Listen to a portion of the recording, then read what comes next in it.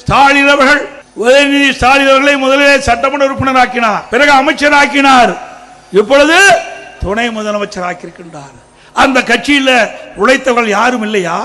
எத்தனை பேர் மூத்த தலைவர் இருக்கின்றார்கள். எப்பொழுது பார்த்தாலும் ஸ்டாலின் பேசுவார். எமர்ஜென்சியில் மிசா சட்டத்திலே நான் சிறையிலே இருந்தேன் என்று சொல்லுவார்.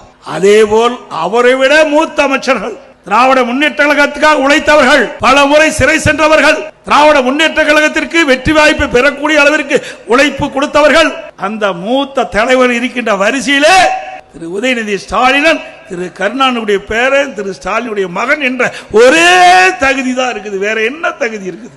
என்றைக்காவது சிறைக்கு போனது உண்டா? மக்களுக்காக போராட்டம் நடத்தது உண்டா? எதுவுமே கிடையாது.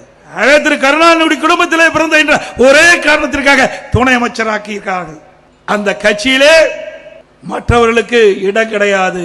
திரு கருணாநிதி குடும்பத்திலே பிறந்தவர்கள் தான் அந்த கட்சிக்கு தலைவராக முடியும். அந்த கட்சி வெற்றி பெற முடியாது.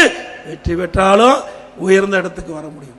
இங்கதான் எப்படின்னா டெல்லியிலும் அதே மாதிரி தான். திரு கருணாநிதி குடும்பத்தை சேர்ந்தவர் நாடாளுமன்றத்தில் வெற்றி பெற்றால் அங்க மத்திய அமைச்சராக வர முடியும். திரு கருணாநிதி மகன் திரு அழகிரி அங்கே அமைச்சராக்கப்பட்டார்.